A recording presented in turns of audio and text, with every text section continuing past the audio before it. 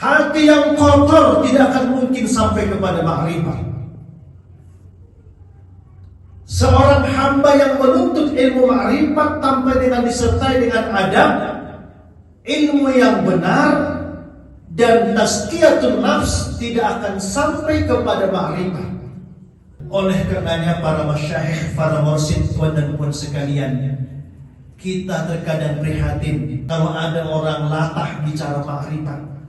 Kalau ada orang mengkaji ma'rifat hanya sekedar cerita, hanya sekedar cakap-cakap, atau hanya sekedar mengutip dalil pendapat para ahli-ahli ma'rifat, tetapi apakah sampai kepada ma'rifat yang hakiki? Maka pasti tidak, kalau tidak disertai dengan adab, ilmu yang benar, dan tazkiyatun nafs. Dan satu hal yang perlu kami sampaikan kepada semua kita yang berhadir, bagaimana mungkin seorang mursyid bisa membawa para muridnya untuk liqa, untuk musyahadah, untuk ma'rifat kepada Allah, kalau dia sendiri tidak pernah liqa, belum sampai kepada musyahadah, dan belum sampai kepada ma'rifat.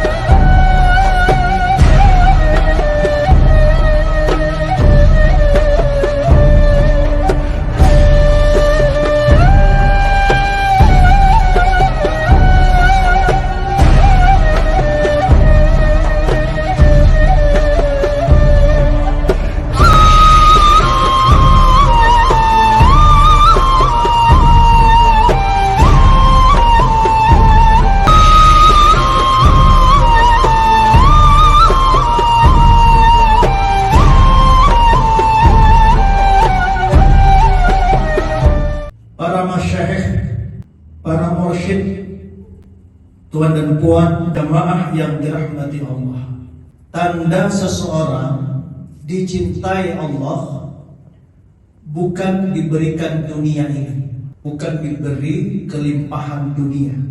Allah memberikan dunia ini kepada yang dicintainya dan kepada yang tidak dicintainya, terserah Allah. Tetapi tanda seseorang dicintai Allah, diberi kebaikan atas kepahaman agama, diberi kebaikan dengan kepahaman agama. Faman a'tahullahu ad-din faqad ahabbah.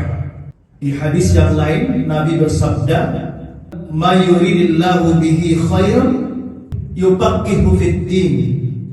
Siapa yang dikehendaki Allah pada dirinya kebaikan, Allah mudahkan dia memahami agama ini, kepahaman agama ini. Dan kepahaman agama yang paling utama adalah mengenal Allah, ma'rifatullah. Maka tuan dan puan yang dirahmati Allah,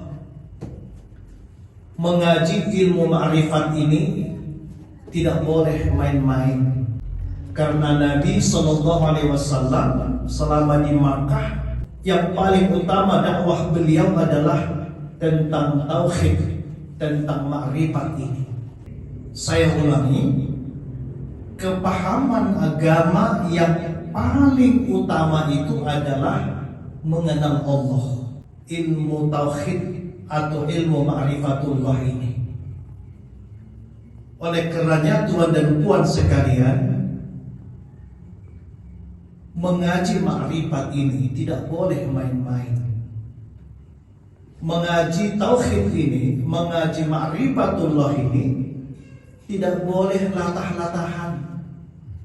Karena ilmu ini bukan sekedar ilmu cerita, bukan semata-mata karena kepandaian atau kecerdasan menyampaikan ilmu, menyampaikan cerita, apalagi sekedar cakap-cakap atau latah-latahan.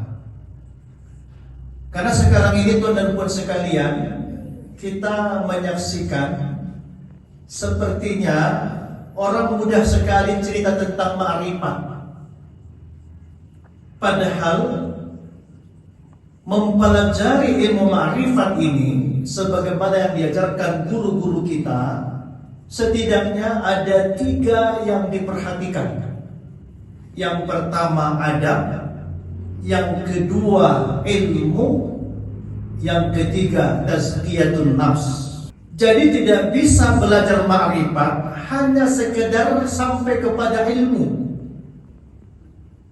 Pandai menyampaikan tentang ma'rifat, menyampaikan pendapat ahli ma'rifat atau menyampaikan dalil, pandai bercakap-cakap seakan-akan sudah sampai ma'rifat, mengutip ayat, mengutip hadis, tetapi tanpa dibarengi dengan adab dan tazkiyatun nafs, maka tidak akan sampai. Kenapa belajar ma'rifat itu dibutuhkan adab, ilmu dan tazkiyatun nafs? Karena tidak bisa orang sampai kepada ma'rifat tanpa disertai dengan adab yang mulia. Tidak sampai kepada ma'rifat tanpa disertai dengan ilmu yang benar. Dan ilmu yang benar itu tidak akan sampai kepada batinnya, kepada kolbunya, tanpa dengan tazkiyatun nafs. Jadi tuan dan puan sekalian, hati yang kotor tidak akan mungkin bisa ma'rifat. Kita belajar ma'rifat ini mulai dari awal sampai dengan ma'rifat yang paling tinggi, tetapi tidak disertai dengan tazkiyatun nafs, tidak akan sampai kepada ma'rifat yang hakiki. Hati yang kotor tidak akan mungkin sampai kepada ma'rifat. Seorang hamba yang menuntut ilmu ma'rifat tanpa dengan disertai dengan adab, ilmu yang benar dan tazkiyatun nafs, tidak akan sampai kepada ma'rifat. Oleh karena tuan dan puan yang dirahmati Allah, kenapa kita ini bersuluk? Karena dalam suluk ketiga prinsip ini sangat diutamakan: adab, ilmu, tazkiyatun nafs. Karena bagaimanapun saya menyampaikan tentang ma'rifat ini, bagaimanapun seorang guru, seorang mursyid menyampaikan ilmu ma'rifat, kalau hati kita kotor, tidak akan pernah sampai. Maka dalam suluk kita ini, fokus utamanya itu adalah tazkiyatun nafs, mensucikan hati, mensucikan jiwa. Fa'alhamaha fujuraha wa taqwaha, qad aflaha man zakkaha wa qad khaba man dassaha. Maka Allah mengilhamkan fujur, kefasikan, kejahatan, keburukan, wa taqwaha, dan ketaatan dan ketakwaan kepada jiwa seorang hamba. Qad aflaha man zakkaha, beruntunglah orang yang mensucikannya, wa qad khaba man dassaha, merugilah orang yang mengotorinya.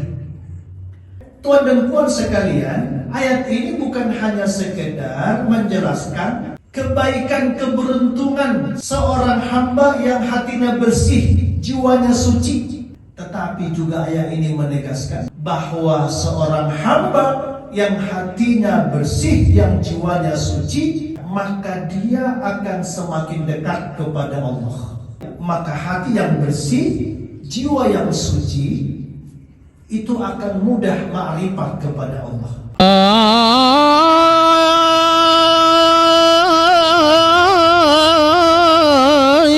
Suluk dan berkhalwat ia dirikan,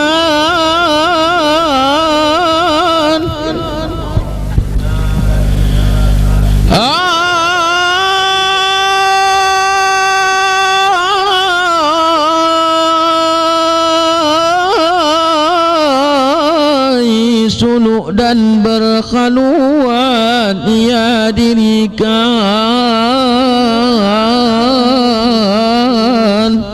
Guru yang membimbing zikir itu namanya mursyid tarekat. Tarekat artinya jalan.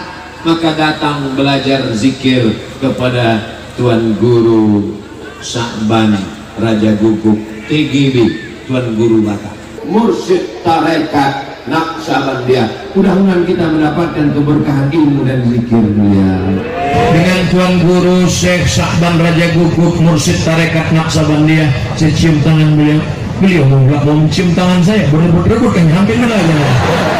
Padahal beliau doktor, Tuan Guru, rendah hati.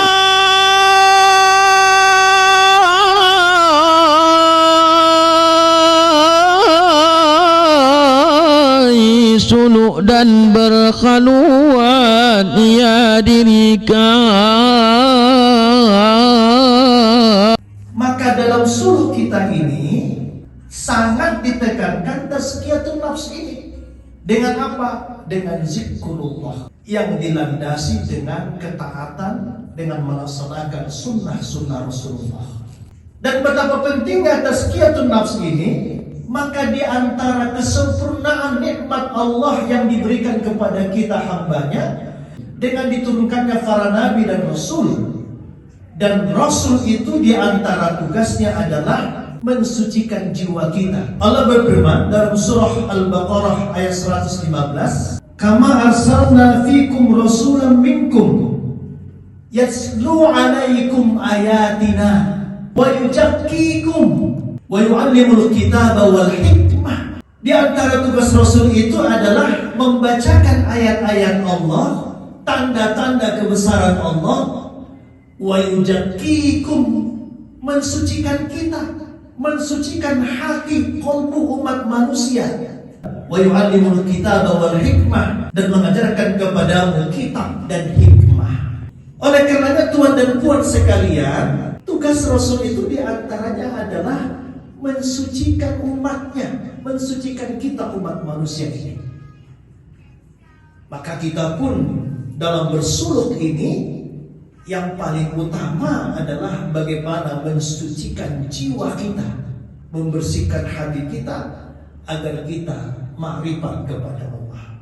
Maka mursyid atau ulama sebagai pewaris Nabi, di antaranya juga bagaimana mengajarkan hikmah, bagaimana mengajarkan para murid-muridnya dan jamaahnya agar kita tazkiyatun nafs, mensucikan diri, mensucikan hati dan jiwa agar kita dekat kepada Allah.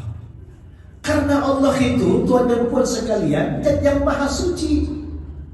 Mustahil kita bisa mendekati Allah tanpa dengan melakukan tazkiyatun nafs, tanpa dengan taubat nasuha. Karena Allah itu maha suci, hanya bisa didekati hamba-hambanya yang mensucikan diri. Maka Allah Subhanahu wa ta'ala amat mencintai hambanya yang bertaubat dan mensucikan dirinya.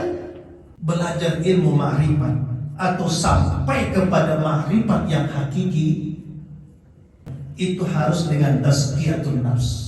Oleh karenanya para masyayikh, para mursyid, Tuan dan Puan sekalian, kita terkadang prihatin kalau ada orang latah bicara ma'rifat, kalau ada orang mengkaji ma'rifat hanya sekedar cerita, hanya sekedar cakap-cakap, atau hanya sekedar mengutip dalil ayat Al-Quran dan Sunnah, pendapat para ahli-ahli ma'rifat. Tetapi apakah dia sampai kepada ma'rifat yang hakiki? Maka pasti tidak, kalau tidak disertai dengan adab, ilmu yang benar, dan tazkiyatun nafs. Dan satu hal yang perlu kami sampaikan kepada semua kita yang berhadir, bagaimana mungkin seorang mursyid bisa membawa para muridnya untuk liqa, untuk musyahadah, untuk ma'rifat kepada Allah, kalau dia sendiri tidak pernah liqa, belum sampai kepada musyahadah, dan belum sampai kepada ma'rifat. Dan bagaimana mungkin sampai kepada Allah tanpa dengan tazkiyatun nafs? Hanya sekedar cerita, pandai menyampaikan ilmu, menyampaikan pendapat para ahli ma'rifat.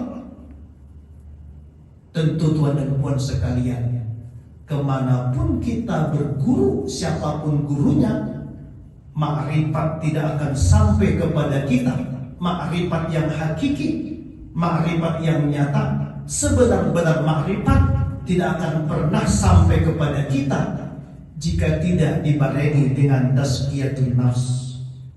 Disinilah pentingnya kita bersuluk ini, karena dalam bersuluk ini tazkiyatun nafs sangat diutamakan, adab-adab sangat diutamakan, dan dilandasi dengan pengamalan syariat dan sunnah-sunnah Nabi yang sangat utama.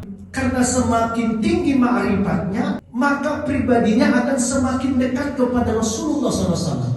Karena tidak ada seorang hamba yang paling tinggi, yang paling sempurna ma'rifatnya kecuali Rasulullah SAW. Maka orang yang semakin tinggi ma'rifatnya, pribadinya akan semakin dekat kepada pribadi Rasulullah SAW. Dia akan semakin senang melaksanakan sunnah-sunnah Nabi SAW, dan bahkan dia semakin mahabbah, panah pada pribadi Rasulullah SAW. Oleh kerana tuan dan puan sekalian, saya ingin tekankan kepada kita semua, jangan percaya kepada seseorang bila dikatakan ma'rifatnya hebat, tetapi pada pribadi dia tidak terdapat ciri-ciri yang saya katakan tadi. Apa itu? Adab, ilmu, dan tazkiyatun nafs, yakni melaksanakan syariat dan sunnah-sunnah Nabi.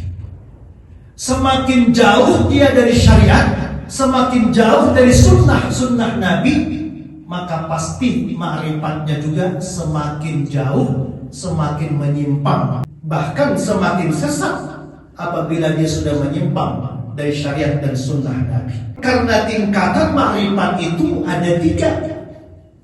Pertama, ma'rifat yang hakiki. Yang kedua, ma'rifat ahli kalam, mutakallim. Yang ketiga, ma'rifat awal.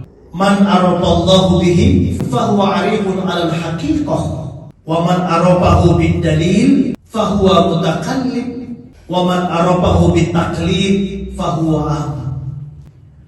Para ahli sufi, ahli ma'rifat menjelaskan, siapa yang ma'rifat karena Allah, maka dialah orang arif yang hakiki. Dialah yang sampai kepada ma'rifat yang hakiki, ma'rifat yang nyata. Lewat apa? Lewat bersuluk, yang benar-benar bersuluk dengan tazkiyatun nafs, melaksanakan syariat dan sunnah-sunnah Rasulullah. Orang yang bermakrifat dengan dalil, dia hanya pandai mengutip dalil, maka itulah ma'rifatnya ahli kalam, mutakallim. Dalam perspektif ini, ma'rifat yang hanya sekedar pandai mengutip dalil bukanlah ma'rifat yang hakiki.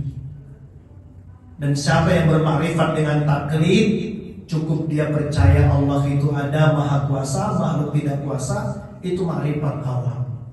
Para masyayikh, para mursyid, para tuan dan puan sekalian, saya mengajak kita untuk terus memohon kepada Allah agar kita diberi Allah petunjuk untuk dapat menempuh jalan yang mulia ini. Memohon kepada Allah agar kita sampai kepada ma'rifat yang hakiki, ma'rifat yang bukan sekedar pandai bercerita, pandai mengutip dalil, mengutip ayat, mengutip hadis, mengutip pendapat para ahli ma'rifat, tapi nyatanya kita sendiri jauh dari ma'rifat yang hakiki. Tidak ada zuk, tidak ada rasa, makomnya tak duduk. Kita berlindung kepada Allah dari yang demikian. Maka jamaah yang dirahmati Allah, kita yang bersuluk ini, menempuh jalan Allah ini, selain kita sungguh-sungguh untuk mendekatkan diri kepada Allah, maka kita pula harus sungguh-sungguh menjaga adab-adab yang mulia, sekaligus mengamalkan syariat dan mengamalkan sunnah-sunnah Rasulullah SAW.